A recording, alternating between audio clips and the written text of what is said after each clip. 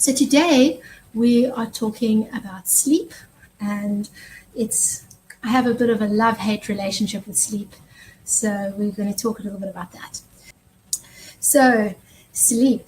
So as I mentioned, I have a love-hate relationship with sleep. It's really important, and when I get a lot of sleep, I feel a lot better than when I don't. For many, many years, I operated on very little sleep. As a child, it was a mission to get me to go to bed. I've always been a night owl. I love being awake at night. I easily can stay up past midnight. I don't feel a need to go to bed. As a child, my parents, it was always a mission for them to get me to go to bed. And even when I got to bed, I would be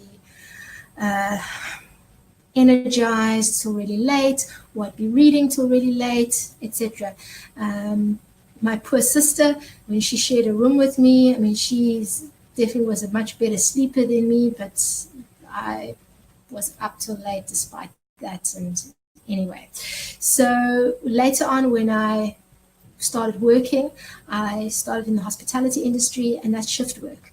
And for many years, I worked very, very odd shifts. It could easily be finishing a shift at 11 o'clock at night, at midnight, then still driving home, only to have to be back at work 6 o'clock the next morning. And this could be happening several times a week. So my body clock never really got into any kind of sleep routine. And I operated like that comfortably for years. I was in operationally in the industry for about 12, 13 years, and I operated like that all the time. And the interesting thing was that it was a point of pride. It was something that, it was competitive. When we spoke, our colleagues spoke, it was a badge of honor to say, oh, well, I worked late early. And I got home, I only slept 2 hours. I barely had time to shower, and then I had to be dressed again for work. Those kinds of things. Or I didn't even bother going home because I had to come back to work anyway. So I just worked through. And that became this badge of honor, and we were competitive about it. And it also was a way to show how dedicated you were to the job, because you had no problem sacrificing sleep because we were so committed.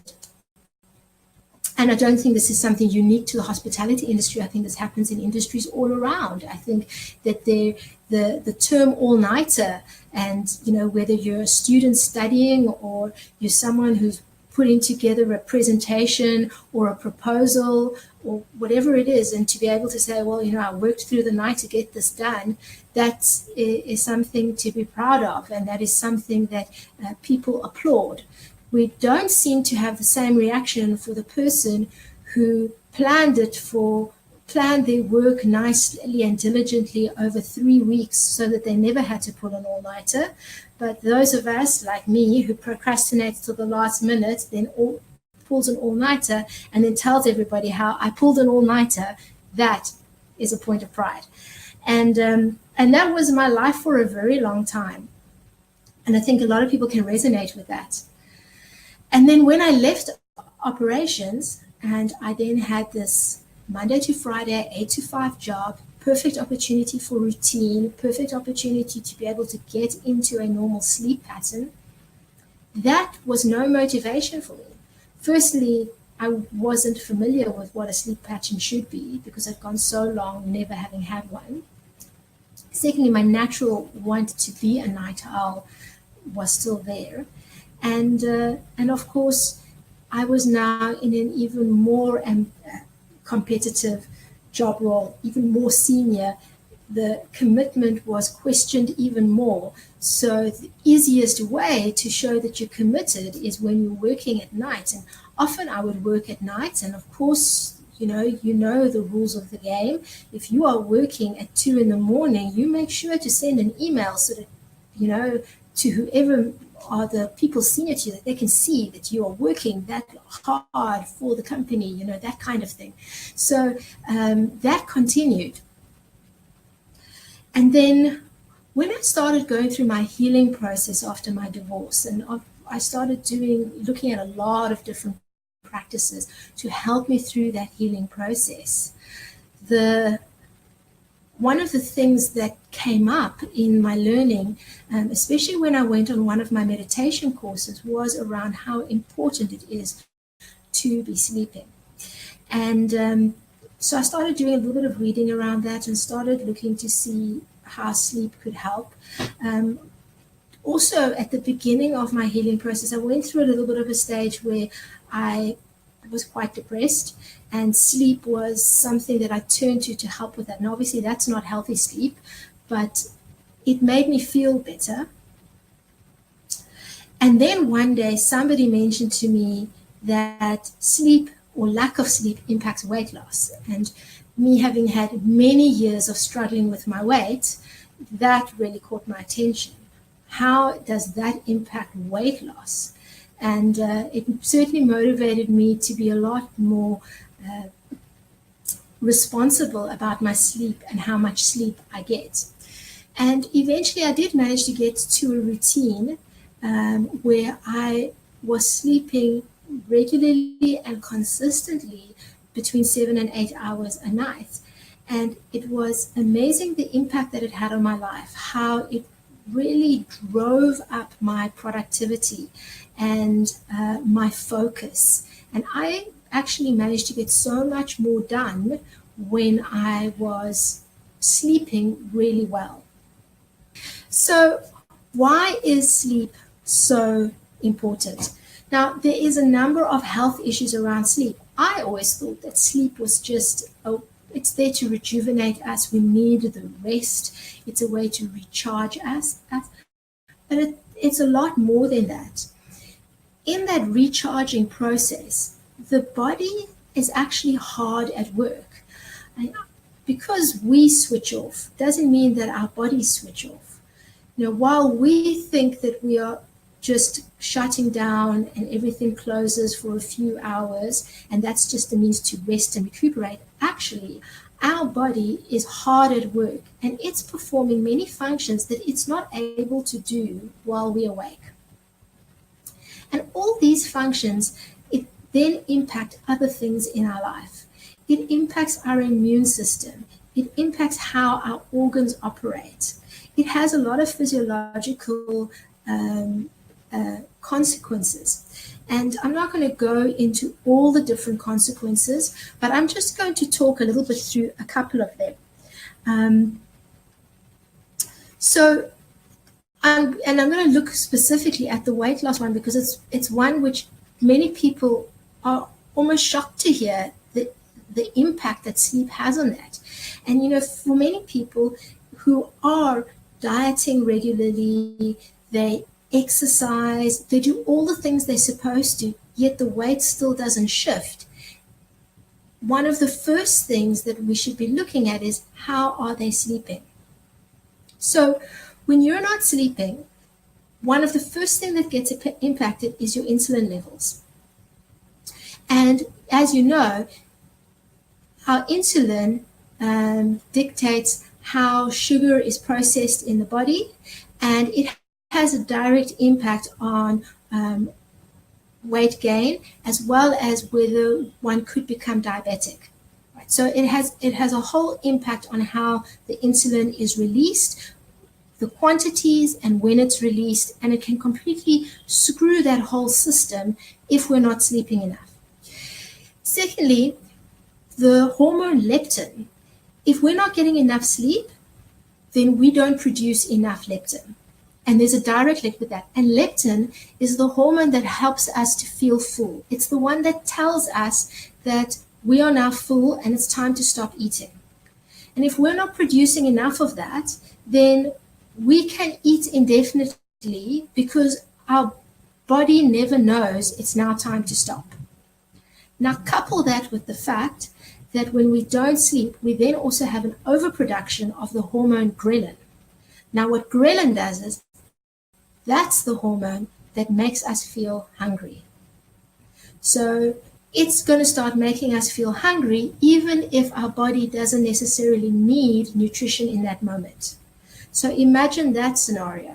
You've got one hormone making you feel hungry, another hormone which is not making you feel full.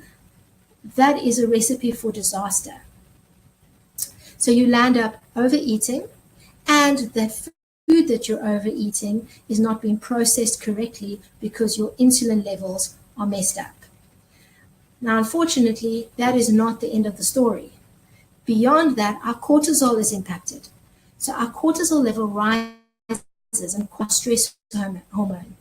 And what cortisol also does is, what it is when we're under stress, it helps us it activates our reward center. And because of that, we start looking to do things and consume things and have things that please us, instant gratification stuff. And as you know, food is one of those things. So now you feel hungry, you don't feel full, and you need instant gratification. There's nothing better than food. And then if you are exercising and you are wondering why all my exercising is not actually changing anything, why is my body not changing? Why is all this exercise actually not working? This could also be sleep, because sleep helps to promote the production of growth hormone. And growth hormone, firstly, it helps to burn fat. It's also important in anti-aging, and it helps with our muscle buildup. So if we're not having growth hormone production, in a way, our exercise becomes obsolete. So that is also impacted by not having sleep. And then the last thing that I want to add is, which impacts a lot more than just food and weight loss, but all areas of our life. When we don't have enough sleep, then the area of our brain that is responsible for decision making, it's weakened, which means we do not have the capacity to make smart decisions. So now imagine not having the capacity to make smart decisions, and you have hormones telling you you're hungry, hormones telling you that your tummy isn't full, hormones telling you that you're stressed and you need to be rewarded, and now you also do not have the ability to recognize that contextually, and now need to make a decision and will make a poor decision. So by not sleeping, we have actually stacked the deck against ourselves. How can somebody sustainably keep to a healthy lifestyle when those are our odds which are against us? And we wonder why people start a new healthy routine and then last only a few days or a week or etc. Chances are sleep is probably playing a role in that. So, what are the causes of lack of sleep? What are the things that might be the reasons why we are not getting enough sleep? Well, some of them are illness. For the moms or the parents over there, it could be the fact that you have little kids. It could be your work routine. As I said, like shift work had a massive impact on me. It could be medication that you're taking. You may have a sleep disorder. You could be stressed and are worried. Sometimes everything else is fine in your life except that there's something just gnawing at your brain all the time, and you go to bed, you are tired, but you land up staring at the ceiling all night. It could be your sleep environment. It could be poor pre-bed habits, or it could even be your personal choice. As I said, I personally made the choice for many years to go without sleep because I thought that was a good thing. I thought it was good for my career. I thought it was good I thought it was a means to be more productive, but I was so wrong. So how do you know if you are getting enough sleep? How do you know if you are operating the best way you can? So if you've got any one of these simple symptoms, only one, you don't need to have all four of them, but if you've got any one of these, chances are you're probably sleep deprived. If you are constantly yawning, that's an obvious one. So if you're constantly yawning, you need some sleep. If you are dozing off when you're not active, so let's say you're sitting in front of the TV and you fall asleep, you're inactive, so you'll end up falling asleep, you're probably not getting enough sleep. So it's not just that, it's not something that is obvious, like falling asleep at your desk or something like that. Those are things that you're reactively doing. But the moment you are just sitting doing something completely inactive, like reading a book, or something like that, and you fall asleep and you're not able to stay focused and concentrate, you're probably not getting enough sleep. If at any time you're feeling a little bit groggy, we're not supposed to feel groggy during the day. Our bodies are programmed that we should, when it's daylight hours, be bright and alert. If we're not, we're probably not getting enough sleep. And then if you have poor concentration, if you're having difficulty keeping yourself focused on something that you need to be focused on, or you find that you're having mood swings that you can't explain, you're just being irritable, and people are finding that you're not that cool to be around, then maybe that's also because of lack of sleep. So how do we improve our sleep? And this is really what today's about, is about how do we look at changing this in our lives. And for many of us, sleep is something that it's seen a bit as a luxury. We have hectic lives. They are get busier and busier. We've got more and more demands on ourselves, and between having families and kids, we've got careers, we've got all these other commitments during the day. To find time between that to be able to get a solid 7 or 8 hours sleep can sometimes be really hard. So one needs to be quite critical with ourselves, and maybe even a little creative also, in order to find ways to be able to get as much sleep as possible. And then also to ensure that when we do get to sleep, that we get the best quality sleep possible. Because not only the fact that we have our eyes closed for 8 hours enough, but also that while we are sleeping, that it is in fact the kind of sleep that our body needs. And there's different types of sleep. So the first thing is the things that you can't resolve on your own, seek help for that. If you're ill, obviously go to a doctor, find out, get yourself better as quickly as possible. If you're on medication that affects your sleep, go talk to your doctor about seeing if there's alternative medications. Is there something else that you could take which could help you to fall asleep? Ideally, you don't really want your doctor then to prescribe them a sleep medication on top of that. I mean, medications to solve medications, that's another episode we can do another time, but that's probably not the best choice. But if there is an alternative to the medication you're taking that doesn't have the sleep side effect, perfect.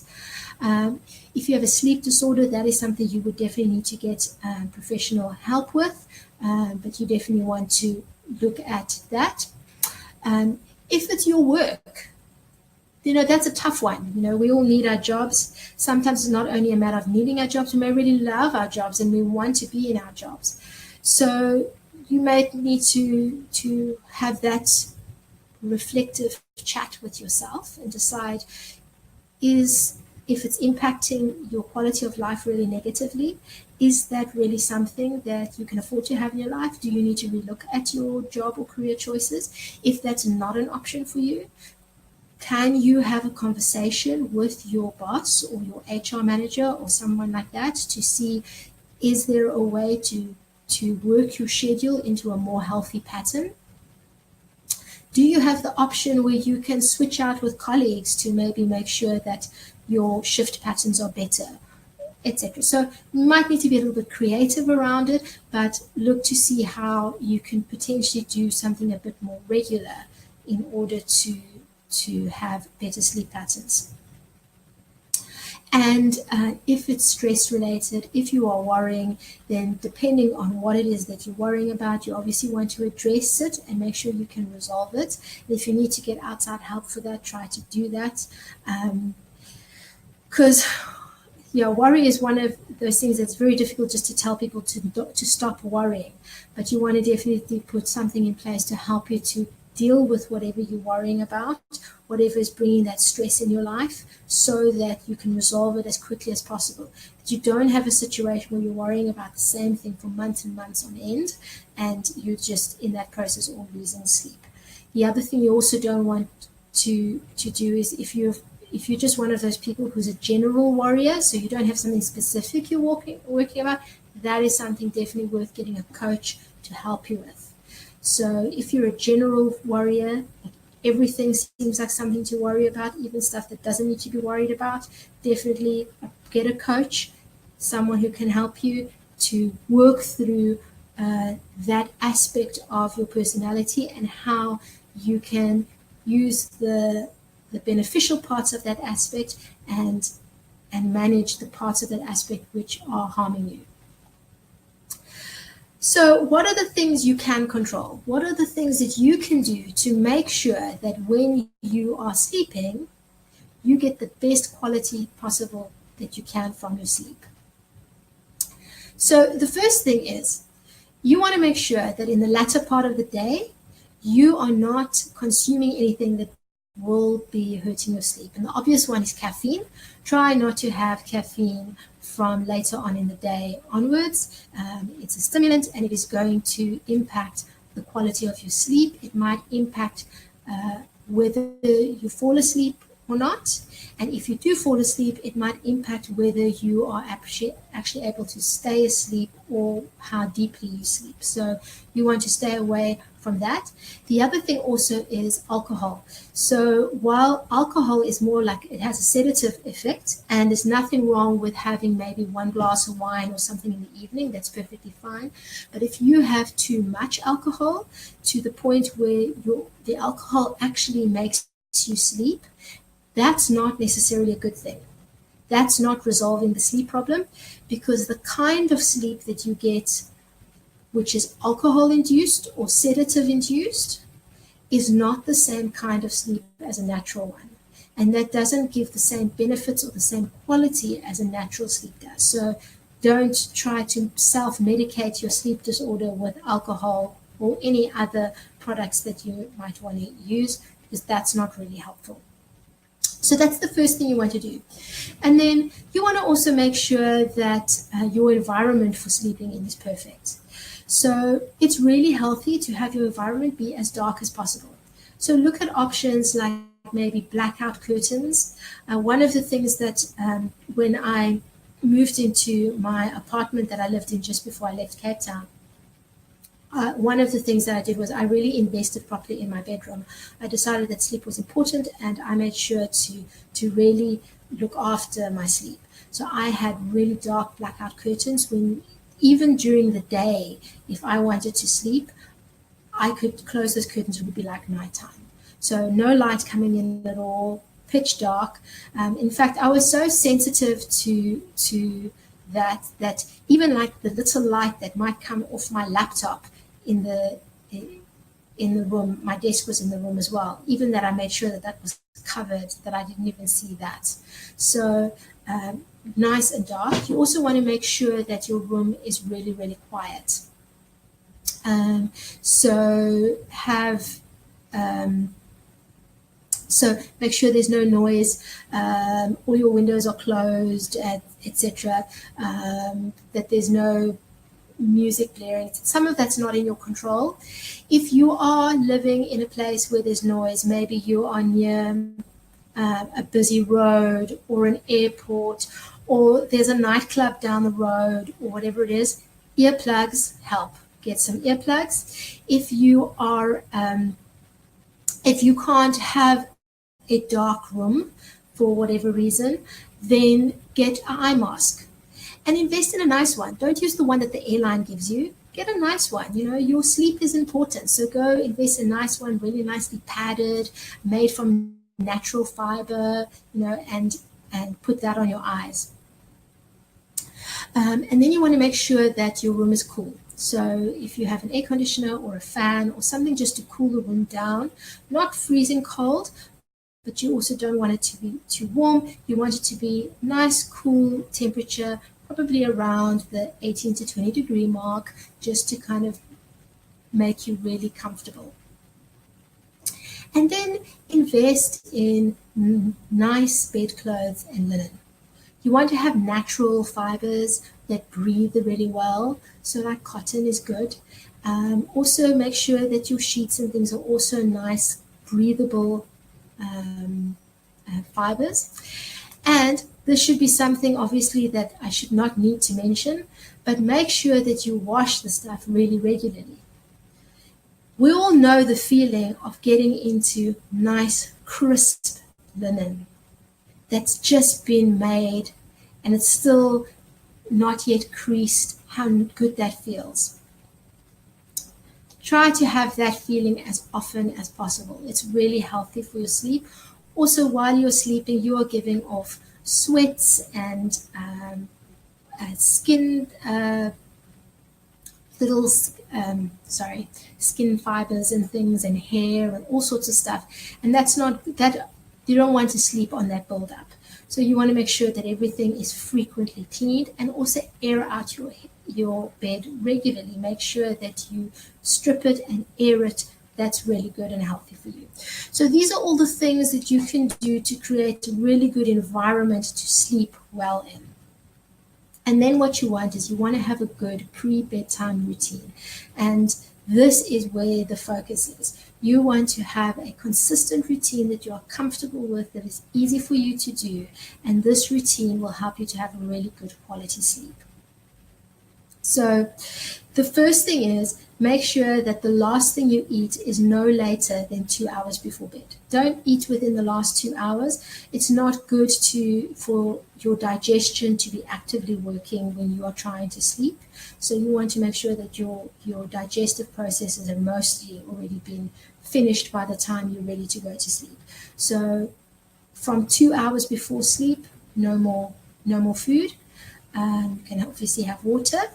Also, around that time, you want to make sure you switch off all your devices, switch all your screens off. No more Facebook, no more TV, etc. And start quieting your environment down.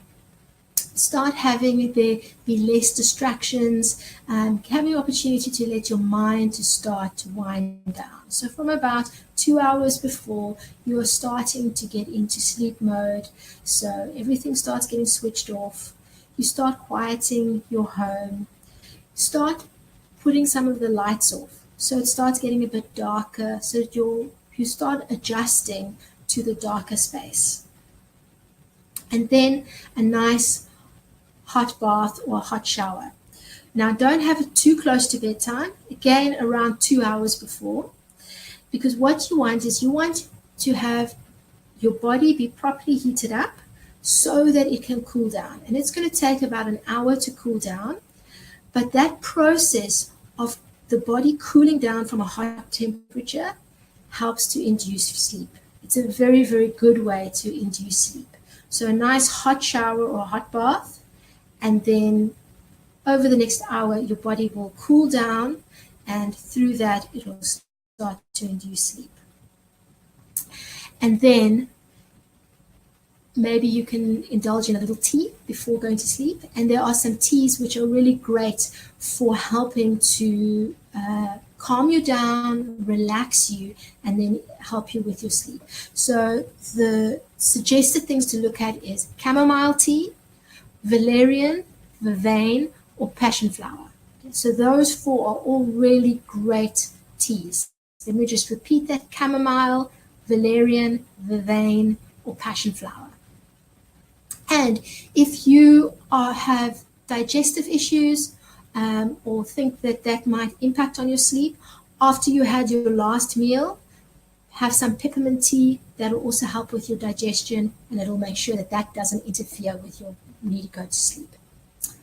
And then once you've done all those things and you're now ready to go to bed, or even if you're not yet going to bed but you are preparing for it, you now want to do some really quiet things. So now you can read. If you meditate, it's a good time to meditate. You might want to journal a little bit, do your daily gratitudes. This is a very good space and time to do that. And it's also a great time for reflection of the day. And it's a good time to spend time being kind to yourself. Now, on the reading, many of us now no longer read from traditional books. And obviously, I said that screens should be switched off. If you have to read from a tablet, then you need to download an app, which I don't know the name of the app, but if you just search it, you'll find it. It's an app that removes the blue light from the screen. Your blue light is the light that interferes with your body's production of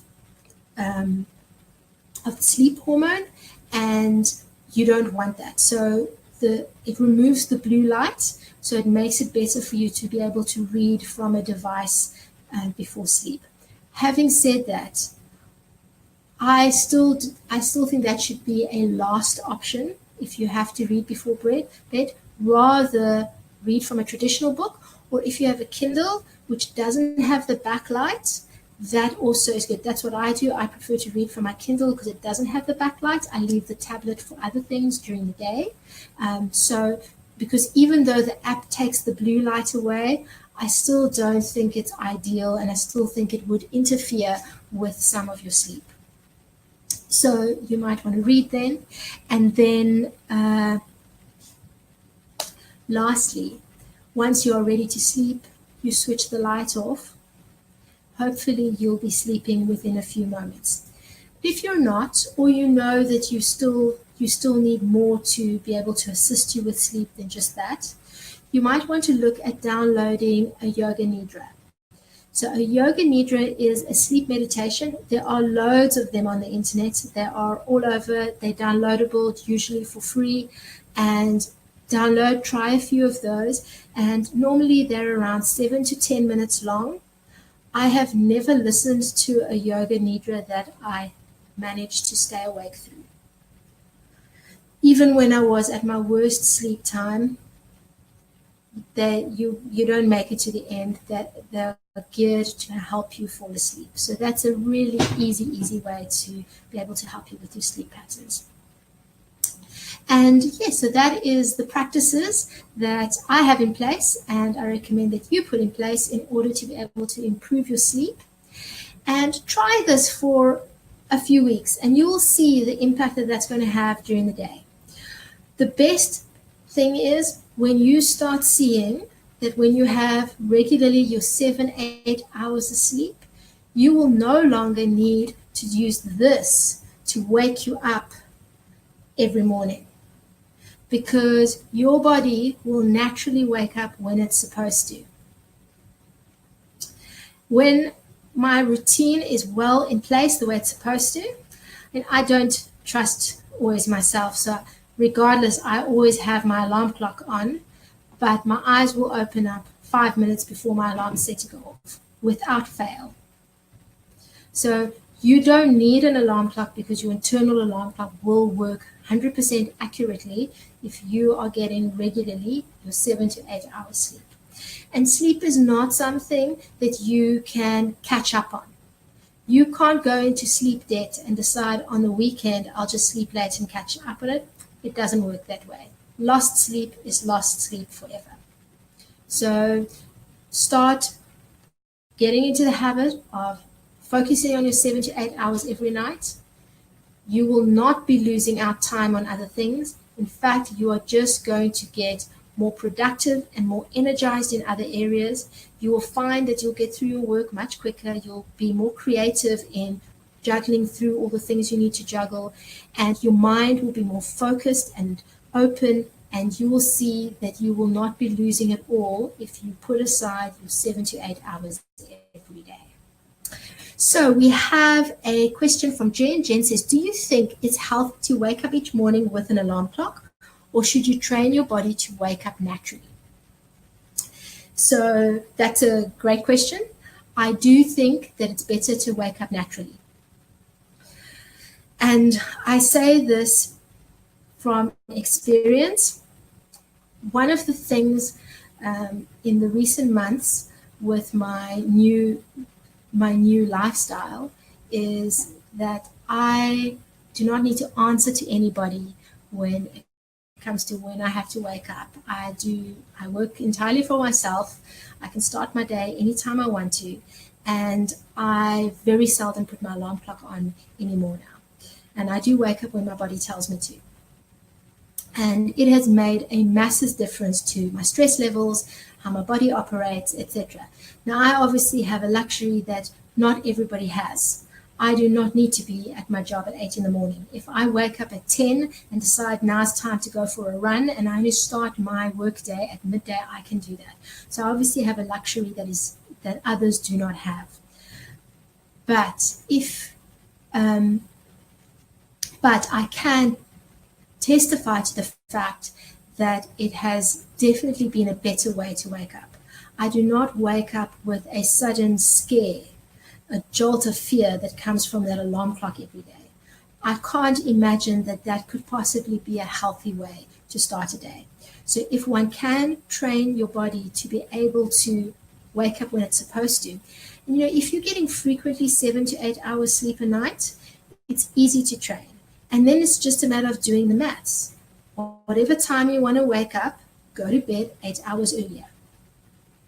If your body is frequently getting its 8 hours sleep, then that's all you need to do. And then you will not need your alarm clock. Great question. Thank you, Jen.